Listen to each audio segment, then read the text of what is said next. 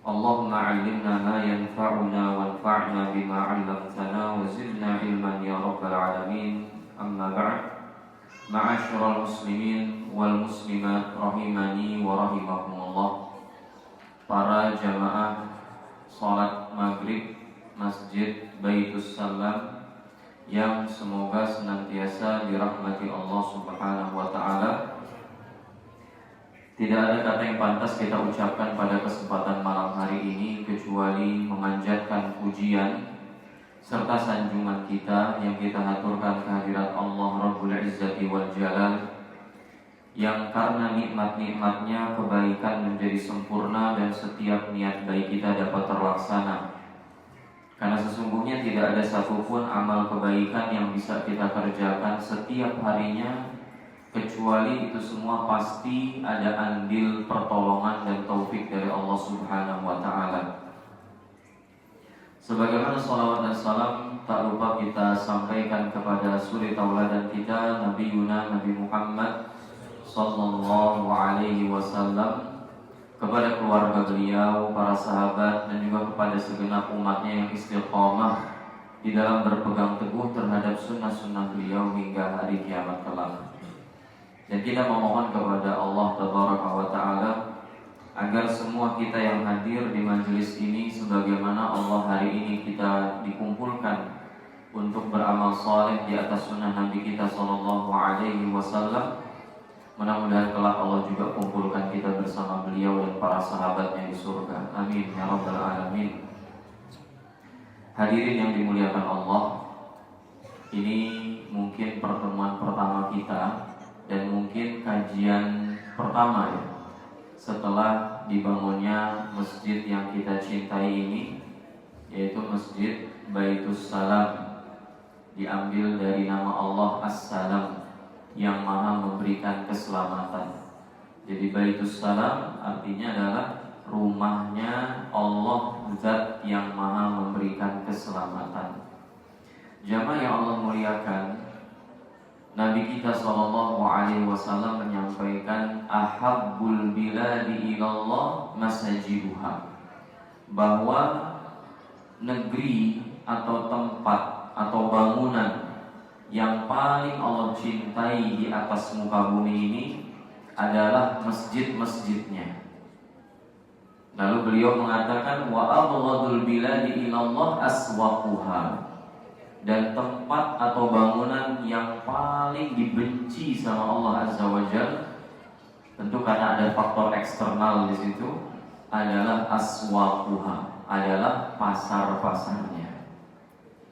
Jadi harusnya jamaah ketika kita memahami hadis ini, dan mungkin sebagian besar kita juga sudah mendengar hadis ini, harusnya sebagai bentuk keimanan kita kepada Allah dan Rasulnya, lebih lama di mana kita jemaah harusnya? Di masjid apa di pasar? Ibu-ibu, ada ibu-ibu di sini? Ibu-ibu lebih lama di masjid atau di mall? Di mall. Karena tadi pertanyaannya buat bapak-bapak pasar. Jadi tergambar itu ya begitu deh pokoknya. Bawa amis gitu Pak ya. Kalau ibu-ibu, kalau dibilang masjid apa mall ibu-ibu? Masjid yang ada di dalam mall, bapak-bapak, Insya Allah. Jadi kan win-win solution ya, nggak perlu mentarjih. Jadi kata Imam An-Nawawi rahimahullah, kenapa Allah tuh cinta banget sama masjid? Kata beliau, li'annaha buyutun khussat bidzikri, karena masjid itu adalah sebuah bangunan yang memang dikhususkan oleh Allah untuk berzikir kepada Allah. Coba kita bedah aktivitas kita jemaah di dalam masjid ini. Di situ ada sholat. Sholat itu kata Allah, aqimis sholata li dzikri, dan dirikanlah sholat untuk berzikir kata Allah, untuk mengingatku. Di dalam masjid ngapain kita jemaah? Selain sholat, membaca Al-Quran. Dan para ulama menyebut baca Quran itu termasuk zikir yang paling afdal. Selain itu ngapain kita? Ya berzikir, zikir pagi petang, zikir mutlak, Itulah yang menyebabkan tuh Allah cinta sama bangunan ini, dimanapun bangunan itu berada. Dan kenapa Allah benci sama pasar? Kenapa Allah benci sama mall? Maka para ulama menjelaskan karena pasar dan mall itu tempat banyaknya aktivitas-aktivitas yang Allah haramkan. Banyak riba itu di pasar jemaah, bukan di masjid. Banyak terjadi penipuan, ya, tidak transparan dalam masalah jual beli barang. Itu di mana? Di pasar atau di masjid? Di pasar. Itu tempat berbagai macam hal yang Allah gak sukai. Makanya Allah gak suka pasar karena ada faktor itu. Dan harusnya sekali lagi kalau kita beriman kepada Allah dan Rasulnya, harusnya kita lebih cinta dengan masjid yang alhamdulillah Allah mudahkan kita jemaah. Sekali lagi, ini masjid berdiri bukan karena fulan, bukan karena alan, bukan karena bapak A, bapak B dan seterusnya, bukan. Karena ada taufik dari Allah Azza wa Jalla yang menggerakkan hati kita untuk mau membangun satu rumah Allah di setiap pemukiman. Dan itu perintah dari Nabi SAW. Nabi itu perintahkan kepada para sahabat untuk membangun masjid di setiap pemukiman-pemukiman padat penduduk. Tujuannya agar jangan sampai penduduk itu lalai dari mengingat Allah. Dan bahkan Nabi kita SAW memberikan ganjaran yang sangat besar bagi orang yang membangun masjid atau dia punya andil dalam pembangunan masjid. Maka kata Nabi kita SAW, man bana lillahi masjidan banallahu lahu baitan fil akhirah. Siapa yang membangun masjid di dunia karena Allah, maka Allah akan bangunkan dia istana di surga. Jadi siapapun jamaah yang punya andil di antara kita terbangunnya dan berdirinya masjid ini, maka mudah-mudahan itu jadi saldo pahala kita nanti di surga. Dengannya Allah bangunkan kita istana di surga. Tapi syaratnya, kata para ulama, lillah. Kita melakukan itu karena siapa? Karena Allah, bukan karena ingin dibilang sosok yang dermawan, bukan pengen dicatat di daftar nama donatur yang biasanya dipajang di mading-mading masjid, bukan pengen sum'ah, bukan pengen pamer, enggak. Makanya dalam riwayat yang lain, man bana masjidan la yuridu bihi riya'an wala sum'ah. Siapa yang membangun masjid bukan tujuannya riya, bukan juga sum'ah, banallahu lahu baitan fil jannah, maka Allah akan bangunkan untuk dia istana yang megah di surga. Syaratnya apa? Ikhlas. Maka apapun yang kita keluarkan jemaah buat masjid ini, termasuk operasionalnya, karena namanya masjid itu pasti punya agenda, punya kegiatan, maka itu semua akan tercatat dalam timbangan kebaikan kita kelak. Dan itu nanti akan menjadi salah satu sebab kita dibikinin rumah nanti di sisi Allah Subhanahu wa ta'ala. Karenanya jamaah yang Allah muliakan, itulah yang pertama kali dilakukan oleh Nabi kita SAW ketika hijrah dari Mekah ke Madinah. Apa masjid yang pertama jemaah dibangun sama Nabi pasca hijrah dari Mekah ke Madinah? Masjid Quba. Sebelum sampai ke Madinah tuh, yakni ke titik di mana Nabi harusnya di situ, nanti Nabi sempat-sempetin bangun masjid dan bahkan menyebutkan ganjaran yang sangat besar bagi orang yang sholat di masjid tersebut sampai hari ini jemaah.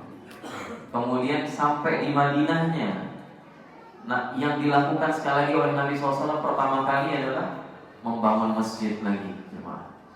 Makanya dimanapun kita berada, pastikan tempat tinggal itu dekat dengan apa? Masjid.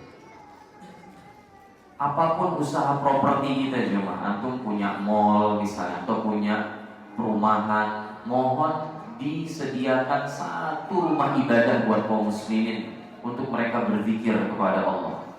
Karena sebagian orang bikin mall lupa masjid, bikin tempat apa misalnya resort ya, atau mereka bikin tempat wisata lupa bangun masjid, atau masjid dibangun tetapi tidak layak lah begitu, kecil sekali. nggak bisa buat menampung jamaah yang besar. Nah maka jamaah yang Allah muliakan, ini diantara isyarat dari Nabi kita SAW. Kalau kita nih nyari rumah, antum nyari rumah, itu pastikan rumah antum dekat apa jemaah? Dekat masjid, bukan dekat pintu tol. Sebagian orang tuh terpancing gitu loh, 5 menit ke pintu tol. Ya, ini berapa menit nih jemaah dari Premier ini ke pintu tol mana? Jatikarya ya atau Jagorawi, berapa menit nih? Dulu iming-imingnya mana? Iming-iming dulu tuh antum 5 menit, masya Allah. Cuman kan yang punya properti nggak jelasin detail 5 menit itu jalannya jam berapa gitu loh. Ketutupan tulisannya kecil 5 menit ke pintu tol jam 2 pagi gitu. Itu kurang maklumatnya sebenarnya. Tapi gara-gara kita semangat, 5 menit nih dekat kantor jadinya, masya Allah. Lupa mempertimbangkan dekat masjid gak rumah kita, ada masjid gak di komplek gitu. Ini kadang-kadang menjadi blind spotnya kaum muslimin jamaah, karena sibuk mikirin dekat pasar, dekat mall, dekat taman, dekat tempat rekreasi anak, dekat pintu tol dan seterusnya, sampai lupa mempertimbangkan dekat masjid apa enggak rumah kita nanti. Ada masjid apa enggak? Bukan cuma dekat, ada masjid apa enggak di perumahan kita. Dan alhamdulillah Allah mudahkan kita jemaah untuk membangun masjid ini, dan akhirnya berdirilah masjid dan diberi nama Masjid Baitus Salam. Walhamdulillah. Jemaah yang Allah muliakan, oleh karenanya PR kita berikutnya, setelah kita dimudahkan Allah untuk membangun rumahnya di komplek ini, PR kita berikutnya adalah bagaimana caranya kita memakmurkan masjid setelah dia dibangun. Karena banyak sekali jemaah masjid dibangun di sini. Lihat jamaahnya berapa soft? Gak ada 1-2 soft jemaah, setengah soft. Antum pernah mungkin berkunjung ke masjid apa yang di Bandung, Al-Jabar, atau ada 2 yang di Subang namanya Al-Kamil, yang di Bandung Al-Jabar. Itu yang bangun sama orangnya, gak usah disebutin namanya, inisialnya aja, Bapak Ridwan Kamil. Beliau yang bangun, Hafizahullah. Pas kita kesana jemaah, ramai, masya Allah, banyak jamaahnya di luar masjid tapi pas di dalam masjid, subhanallah, ada yang tiduran, ada yang main baling-baling bambu di masjid. Nggak terlarang, tapi maksudnya pas sholat itu di luar kenapa nggak masuk masjid, nggak buru-buru ambil air wudhu. Ternyata jemaah, di sebagian pemikiran kaum muslimin itu, bangun masjid itu hanya sebagai tempat menarik perhatian kaum muslimin, gak lebih dari itu. Sebagian lagi bangun masjid buat kampanye. Nah makanya tadi pentingnya itu mengaitkan bangun masjid buat siapa. Kita bangun masjid itu harus karena lillah, kalau kita mau dapat pahala. Tapi kalau cuma mau gaya-gayaan, mau keren-kerenan, ya gak dapat apa-apa dari Allah Azza wa Jalla. Cuma ingin menjadi pusat perhatian manusia supaya pengen datang ke situ, pengen kunjung ke situ dari luar kota. Gak dapat apa-apa jemaah, sayang. Maka PR kita adalah jemaah, bagaimana caranya ini setelah masjid ini jadi, harapan kita ini kita bisa memakmurkan rumah Allah ini. Tapi di pertemuan pertama saya ini, masya Allah, saya mendapatkan kesan pertama yang cukup luar biasa menarik. Karena awal saya datang ke masjid ini dan juga di peresmian masjid ini, alhamdulillah, ini jamaahnya banyak banget, masya Allah. Sampai-sampai saya tadi Bukit Golf tadi jam 5:30 habis ngajar ba'da asar, nyampe ke sini dapatnya di luar jemaah. Berarti kan nih, masya Allah, nih, menunjukkan masyarakat peduli mayoritas. Mudah-mudahan tinggal sekarang bagaimana istiqomah, gitu kan? Kalau kita melihat masyarakatnya ini, masya Allah, ramai jemaah. Ini masih mending nih jemaah, dibandingkan masjid lain besar, tapi jamaahnya cuma beberapa soft. Ini masjid mungkin nggak terlalu besar, tapi jamaahnya sampai luar-luar, itu masya Allah banget jamaah. Ya, ini diantara tanda keimanan kalau kata Allah.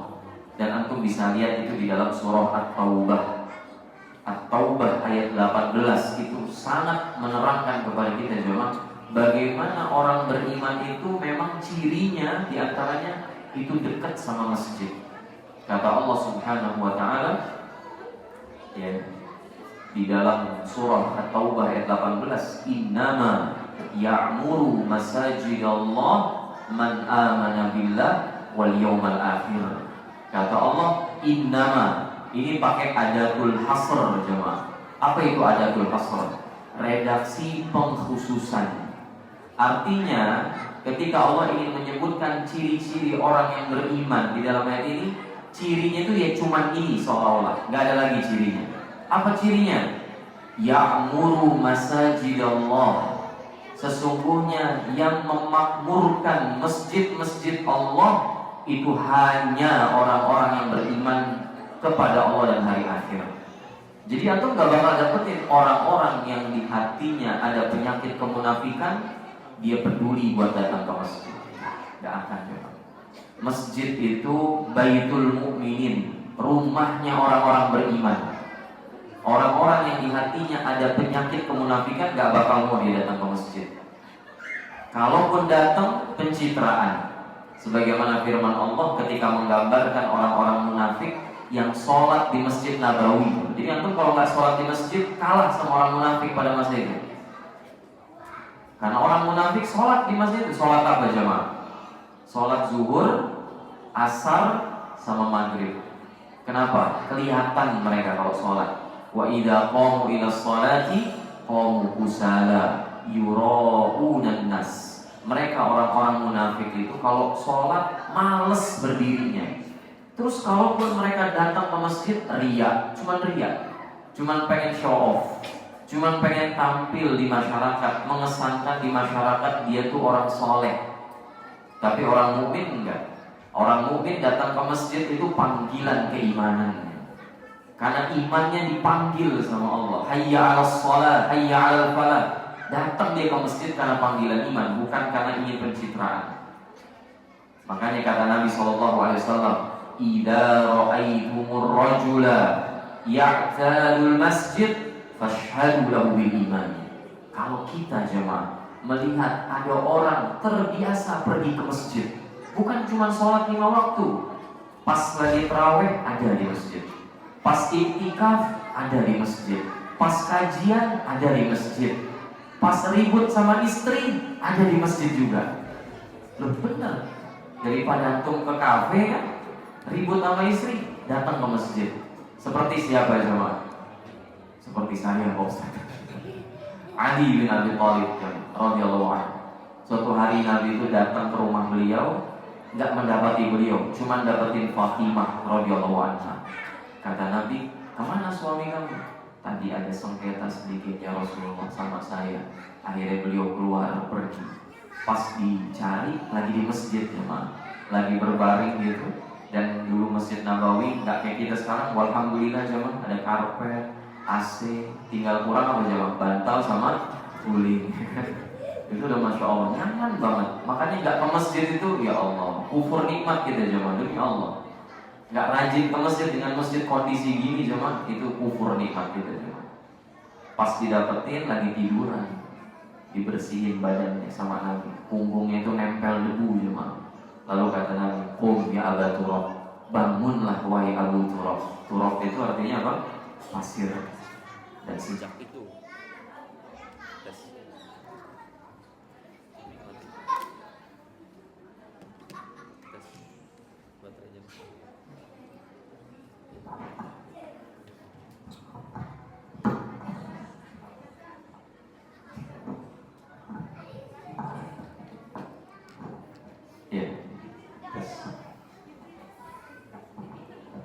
dan sejak itu jemaah, Ali bin Abi Thalib itu mengatakan panggilan atau kunyah yang paling saya suka itu adalah Abu Turab. Karena ada momentum itu di mana beliau ribut sama istrinya, pergi ke masjid, dibangunin sama Nabi, dibersihin punggungnya itu dari debu-debu yang menempel, terus Nabi bilang, "Qum ya Abu Turab, bangun ya Abu Turab." Jadi memang ini tempat pelariannya kaum muslimin jemaah. Antum lagi suntuk ke masjid. Demi Allah, dulu anak waktu nulis tesis jemaah, itu anak lebih senang nulis tesis itu di masjid. Kenapa? Hening, gak ada berisik anak-anak tuh gak ada. Jadi lebih fokus, adem, nyaman, ada AC gitu kan, dan bisa berjam-jam, insya Allah. Jadi memang ini tempatnya orang-orang beriman. Orang-orang beriman tuh kalau ke masjid karena memang ada panggilan. Dan kata Nabi, kalau Anda melihat ada orang tiap hari ke masjid, jangan bingung jemaah. Tapi kata Nabi, maka persaksikanlah bahwa imannya itu benar. Kalau kita lihat orangnya itu komit banget sama masjid, persaksikanlah iman dia benar berarti. Itu orang jujur sama Allah. Itu orang yang jujur kepada Rasulullah SAW. Bahkan dalam riwayat yang lain jemaah, orang yang suka ke masjid dan dia memakmurkan rumah Allah, Allah nyebut mereka apa? Ahlullah. Disebut keluarganya Allah. Kata Anas bin Malik radhiyallahu anhu, Rasulullah SAW bersabda, innama ummarul masajid hum ahlullah. Sesungguhnya orang-orang yang suka memakmurkan masjid, mereka itu adalah keluarganya Allah. Jadi keluarganya Allah itu bukan cuma orang yang dekat sama Quran jemaah. Karena orang yang dekat dengan Quran, kata Nabi, disebut ahlullah wa khassatuhu. Itu orang-orang spesialnya Allah dan keluarganya Allah. Tapi di antaranya juga jemaah yang disebut sebagai keluarganya Allah adalah mereka yang senantiasa suka memakmurkan masjid-masjid Allah Subhanahu wa ta'ala. Jamaah yang Allah muliakan, dulu ada seorang wanita jamaah. Ini wanita tak dipandang sama para sahabat. Kenapa? Dia kerjanya itu cuma bersih-bersih masjid, nggak lebih dari itu, nyapu-nyapu halaman gitu ya. Kalau bahasa kita sekarang cuma bersihin kaca masjid. Jadi takmir. Lebih klasik lagi bahasanya marbot. Kerjanya cuma membersih-bersihkan masjid. Kemudian Nabi tanya tentang sosok wanita ini. Kemana wanita ini? Kata para sahabat, mata. Ya Rasulullah, ini wanita udah meninggal berapa waktu lalu. Nabi itu kata para sahabat, wajahnya berubah jemaah. Nabi itu kalau nggak suka dengan sesuatu, itu bisa diketahui dari perubahan wajahnya. Kelihatan gitu. Maka kata Nabi, afala kuntum adantumuni. Kenapa kalian gak ngabarin aku kalau dia udah meninggal? Kata Nabi, faqal dulluni ala qabriha fadallu fasalla alaiha. Maka kemudian kata Nabi, tunjukkan kepadaku di mana kuburannya, di mana makamnya. Ditunjukin sama para sahabat kuburannya dan Nabi sholatkan di kuburannya jemaah, sholat jenazah. Dan ini sebagai dalil juga bahwa dibolehkan bagi kita, kalau kita nggak sempat jemaah untuk mensolati jenazah secara langsung di masjid, maka dibolehkan untuk mensolatinya saat dia sudah dimakamkan.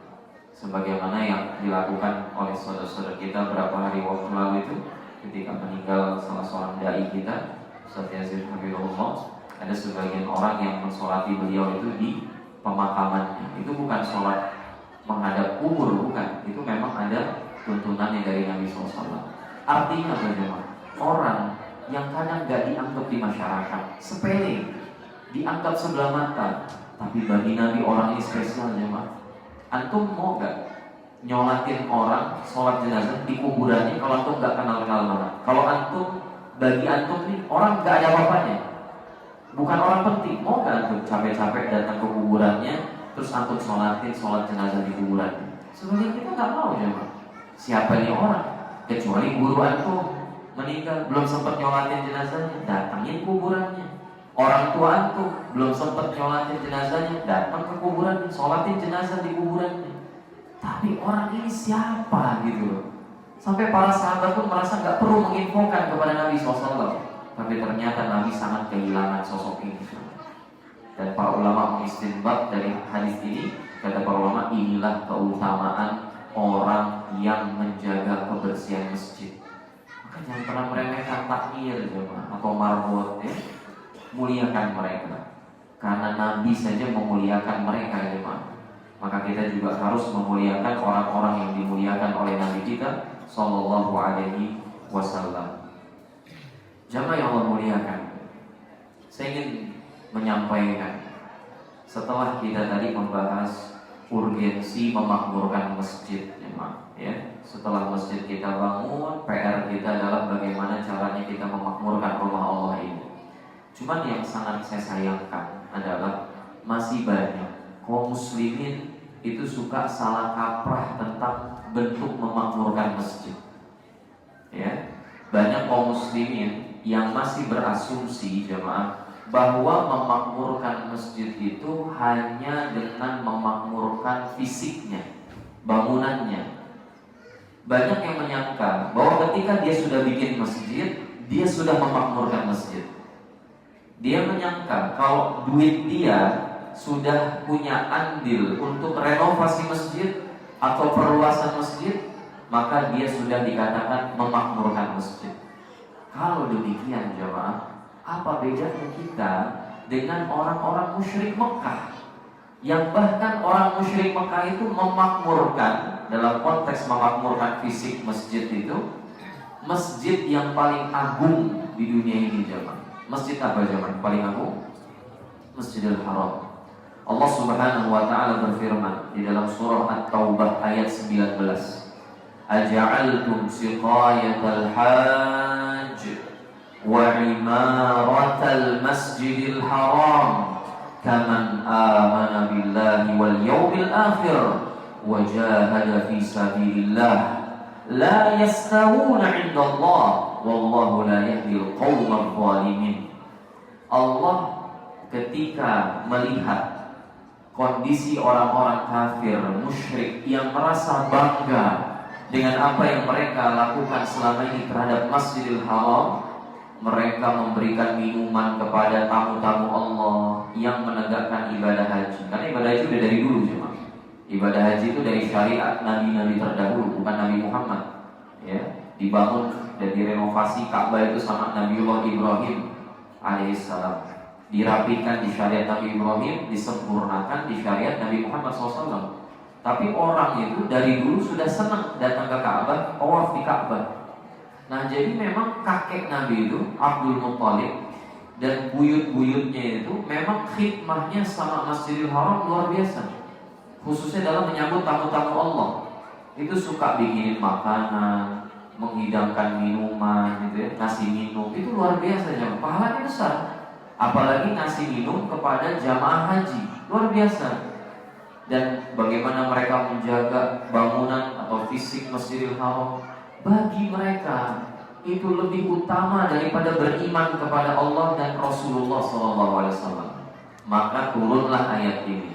Kata Allah, Aja'altum siqayatal hajj wa imaratil masjidil haram kaman amana billahi wal yawmil akhir wa jahada fi sabilillah. Apakah kalian mengira bahwa dengan kalian memberikan minuman kepada para jamaah haji dan memakmurkan Masjidil Haram, coba lihat bahasa Allah, memakmurkan Masjidil Haram, kalian pikir itu seperti orang yang beriman kepada Allah dan hari akhir dan berjihad di jalan Allah? La yastawuna indallah. Maka kata Allah, itu enggak sama bagi Allah. Bagi Allah beda. Lebih utama orang-orang yang beriman kepada Allah dan hari akhir dan berjihad di jalan Allah. Jadi dibantah tuh sama Allah jemaah. Kalau kita berpikir dengan kita merapikan fisik masjid, kita merenovasi masjid, kita taruh misalnya AC, kita nyumbang AC, kita nyumbang sound system, kita kita merasa kita memakmurkan rumah Allah, salah. Itu bukan puncak bentuk memakmurkan rumah Allah Azza wa Jalla. Nah, ada lagi yang lebih parah jemaah. Ada lagi yang lebih parah. Sebagian menyangka bahwa memakmurkan masjid itu adalah dengan berlomba-lomba meninggikan dan menghiasi bangunan masjid. Sebagian ini suka salah kaprah nih sekali lagi tentang makna memakmurkan masjid. Mereka tuh pahamnya itu memakmurkan masjid itu berarti kita bangun masjid yang lebih tinggi dari Masjid Putih misalnya. Kita bangun masjid ini lebih luas, lebih megah dari masjid di kompleks sebelah, gitu ya. Atau kita hiasi masjid dengan ornamen-ornamen supaya indah. Kalau perlu dipajang lukisan tuh di mana-mana gitu. Kita pikir itu bentuk memuliakan masjid. Kita pikir itu memakmurkan masjid jemaah. Padahal yang terjadi malah sebaliknya. Kata Nabi SAW, La taqumus sa'ah hatta yatabahan nasu fil masajid. Kata Nabi, tidak akan tegak hari kiamat sampai orang-orang itu berbangga-bangga dengan bangunan masjidnya. Yang akan tegak hari kiamat, kata Nabi, sampai orang-orang itu berlomba-lomba untuk membangun masjid dan bangga dengan bangunan dia ketika dia bangun masjid. Jadi ini diantara bagaimana tanda-tanda hari kiamat. Jadi kalau untuk melihat fenomena masjid itu besar-besar, megah-megah ya, kayak yang tadi saya ceritakan di awal, nah itu bukan, mudah-mudahan bukan ya, tapi kita khawatirnya itu bukan tanda kebaikan, tapi itu tanda-tanda hari kiamat. Ketika kita berlomba-lomba bangun masjid, namun setelahnya kita tidak memakmurkan secara rohnya. Nah makanya kata para ulama, kenapa bisa demikian? Kata para ulama, ini diantara tanda bahwa kondisi sudah mulai berubah. Kalau kita lihat dulu Masjid Nabawi zaman dulu, dengan ornamen seadanya, beralaskan pelepah kurma, ada pasir-pasirnya tadi kan, kemudian tiang-tiangnya itu dari batang-batang pohon kurma, atap seadanya, boro-boro ada AC seperti ini, karpet yang empuk dan nyaman, gak ada cuma. Tapi Masjid Nabawi bisa memberikan banyak sekali persembahan sampai detik ini cuma, menghasilkan banyak karya buat kaum muslimin, bahkan buat dunia, bukan buat kaum muslimin saja. Tapi kita lihat hari ini cuma, masjid-masjid yang megah di negeri kita khususnya hari ini, apa sumbangsinya buat Islam dan kaum muslimin? Apa perannya di masyarakat? Kita khawatirnya fenomena ini jamaah hanya sebagai tanda-tanda dekatnya hari kiamat, itu aja, gak lebih dari itu. Karena ini menunjukkan bahwa masyarakat sudah berubah min ghalabatil jahl, karena kebodohan sudah mendominasi masyarakat. Tadi gak paham mereka jamaah tentang hakikat dari memakmurkan masjid. Mereka pikir mereka menghiasi masjid, membangun masjid mewah-mewah, itu diantara bentuk memakmurkan. Ini alamatul jahl, ini tanda kebodohan kata para ulama.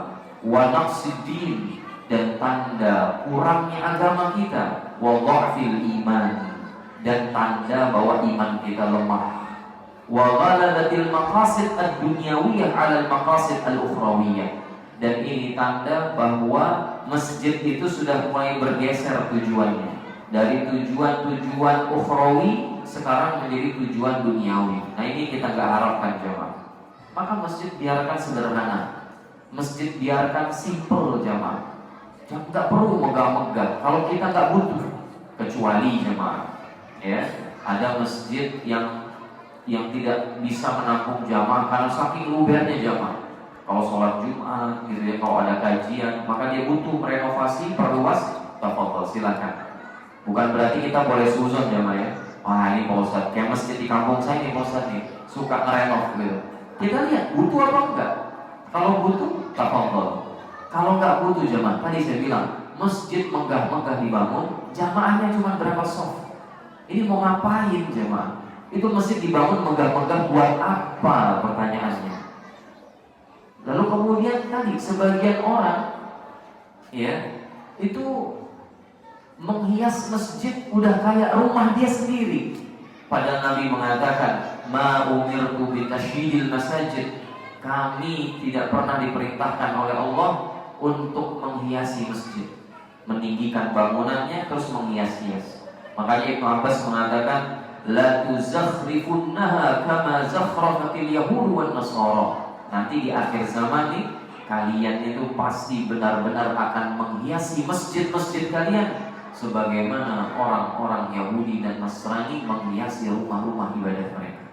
Untuk melihat rumah-rumah ibadah ya non-muslim misalnya ada hiasan-hiasan apa macam-macam, nah itu terserah, mereka punya ajaran sendiri. Tapi ajaran di kita jemaah, masjid itu nggak boleh sampai ada hiasan-hiasan yang tidak dibutuhkan. Buat apa jemaah? Bahkan sebagian itu akhirnya memalingkan orang dari kekhusyuan di dalam sholat. Ya, ketika misalnya diletakkan kaligrafi gitu kan, kemudian ada ya corak-corak tertentu yang akhirnya ketika orang itu sholat di hadapannya ada gambar-gambar seperti itu, ada tulisan-tulisan, ya malah dia jadi ngebayang kemana-mana, bukannya khusyuk dalam sholatnya, malah dipikirkan tulisan dan gambar-gambar tersebut. Nah, ini kita nggak harapkan demikian, jemaah. Maka jangan sampai masjid sudah kita bangun, tapi masjid itu tidak ada ruhnya. Kita cuma memakmurkan secara fisik, tapi kita tidak memakmurkan secara ruhnya. Kata Anas bin Malik radhiyallahu anhu, yatabahauna biha thumma la yu'ammirunaha illa qalila. Mereka berbangga-bangga dengan bangunan masjidnya, tapi tidak ada yang memakmurkan kecuali segelintir orang. Ini seperti tadi yang dibahasakan oleh para ulama kita. Capek-capek bangun masjid, pakai dana besar, miliaran, tapi pas dicek sholatnya cuma beberapa soft saja. Nah, ini kita nggak harapkan, jemaah. Maka yang dimaksud memakmurkan masjid itu bukan hanya memakmurkan masjid secara fisik, bukan. Apalagi meletakkan hal-hal yang tidak penting, jemaah, di masjid. Nah, saya mendapati ada banyak hal-hal yang nggak perlu ada di masjid, jemaah. Seperti saya mendapati di beberapa masjid itu ada TV. Ada TV nggak di sini? Hah? Kecuali ada maslahat, nah, biar ustadznya dapat. Jadi kalau ada maslahat nggak masalah, jemaah. Tapi kalau cuma pengen memperlihatkan agenda masjid apa, kemudian saldo masjid dan semisal, saya rasa nggak perlu ditempatkan di depan orang sholat, jemaah. Bisa diletakkan di tempat-tempat yang tidak bisa mengganggu kekhusyuan orang ketika sholat. Berarti jemaah yang Allah muliakan, berkaitan dengan memakmurkan masjid, jemaah, berarti PR kita adalah pertama, jaga sholat berjamaah kita di masjid. Ini masjid diantara tujuan dibangunnya untuk bisa dihadiri jamaah yang hadir ketika sholat 5 waktu. Bukan buat gaya-gayaan supaya di komplek itu terkesan ada masjid, oh bikin masjid, enggak. Tapi masjid itu dibangun untuk dilaksanakan sholat berjamaah di masjid tersebut. Maka jangan sampai masjid sudah jadi tapi tadi softnya kosong. Nabi kita SAW, jamaah, itu pernah datang kepada beliau seorang yang buta bernama Abdullah ibn Ummi Maktum radhiyallahu anhu. Faqala, beliau bertanya, ya Rasulullah, innahu laisa liqa'idun yaquduni ilal masjid.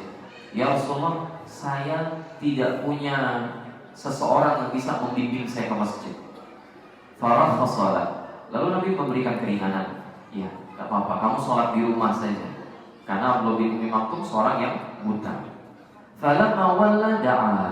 Pas Abdullah bin Ummi Maktum pergi, belum lama dipanggil sama Nabi. Faqal, hal tasma'un nida'i bis sholat? Kata Nabi, sebentar, kamu dengar panggilan azan gak ketika sholat? Kata laki-laki Abdullah bin Umar mengatakan, "Na'am, iya ya Rasul, saya dengar azan. Karena saya nggak tuli, saya cuma buta." Maka kata Nabi SAW, "Fa'ajib," maka jawab seruan azan tersebut. Subhanallah, jemaah. Kata para ulama, Nabi tidak memberikan rukhsah bagi sosok seorang yang buta, rumahnya jauh dari masjid, tidak punya pembimbing, rentan bahaya kalau berjalan dari rumah dan dari rumah ke masjid sendirian. Nabi nggak berikan rukhsah. Buta, nggak punya pembimbing, rumahnya jauh dari masjid, potensi bahaya ada. Tapi Nabi nggak memberikan apa?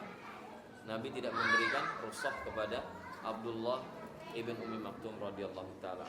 Orang seperti Abdullah ibn Ummi Maktum itu nggak dapat rukhsah dari Nabi, jemaah. Terus kita ini bisa melihat rumah itu sama masjid, antum kepleset nyampe halaman masjid, tidak membahayakan antum, ya, nggak butuh pembimbing untuk ke masjid, terus masih nggak ke masjid juga, itu alasannya apa, teman?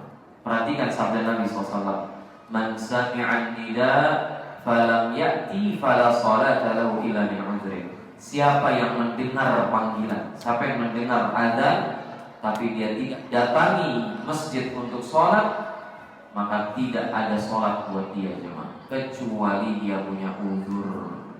Dari sini sebagian ulama berpendapat sholat berjamaah 5 waktu itu hukumnya wajib bagi yang tidak punya uzur. Kecuali antum punya uzur, antum sakit, hujan lebat, ya, atau di masa-masa COVID waktu itu, ya, di mana wabah itu sangat cepat menyebarnya dan kita nggak tahu siapa yang terpapar dan siapa yang belum terpapar. Nah ini ada uzur-uzur. Tapi kalau nggak ada uzur, maka kata Nabi SAW, siapa yang mendengar azan terus dia nggak mendatangi masjid, nggak ada sholat buat dia, coba. Itu jadi PR yang pertama, jaga sholat 5 waktu kita. Berarti untuk DKM, ya, PR buat DKM itu hendaknya kondisikan sholat berjamaah senyaman mungkin. Kalau butuh imam rawatib, nah, maka tolong minta seseorang untuk jadi imam rawatib yang suaranya bagus, yang hafalan Qur'annya banyak, yang fikih sholat dan fikih imamahnya sudah matang. Nah, jadi PR-nya ini setelah masjid jadi, ada imamnya enggak? Karena setiap masjid harus ada imamnya, coba. Bedanya di negara kita ini sama di kerajaan Saudi. Kalau iya, jadi PR-nya bagi DKM itu hendaknya berusaha untuk membuat kondisi sholat berjamaah itu nyaman. Di antaranya apa? Harus ada imam. Ya, harus ada imam rawatib. Yang kedua, di antara bentuk memakmurkan masjid adalah dengan menghadirkan majelis-majelis ilmu di masjid tersebut. Ya, kata Nabi SAW, majtama'a qaumun fi baitin min buyutillah yatluna kitaballah wa yatadarasuna fima bainahum illa nazalat alaihimus sakinah wa ghasyiyatuhumur rahmah wa haffathumul malaikah wa dzakarahumullah fi man indah. Kata Nabi, tidak ada satu kaum yang berkumpul di salah satu rumah dari rumah Allah yang dia membaca kitabullah wa yatadarasunahu fima bainahum, dan mereka saling mengajarkan satu dengan yang lain, kecuali pasti turun kepada mereka sakinah, ketenangan, diliputi rahmat, dan juga diliputi oleh sayap malaikat. Maka PR keduanya jamaah untuk DKM dan untuk kita semua, tanggung jawabnya adalah membuat program pusat pendidikan. Bagaimana di masjid ini harus ada TPQ, di masjid itu harus ada pusat pembelajaran tahsin, di masjid harus ada kajian-kajian ilmiah. Karena kalau enggak jemaah, maka percuma kita bangun masjid megah-megah, sudah senyaman ini, namun kitanya tidak berusaha untuk memakmurkan masjid Allah Subhanahu wa ta'ala. Baik. Sudah masuk waktu Isya. Kita cukupkan sampai di sini jemaah. Mudah-mudahan apa yang kita bahas pada kesempatan kali ini bermanfaat untuk kita semua dan bisa kita amalkan tentunya. Kita berharap kepada Allah ilmu yang bermanfaat dan dijauhkan dari ilmu ilaik. Assalamualaikum warahmatullahi wabarakatuh.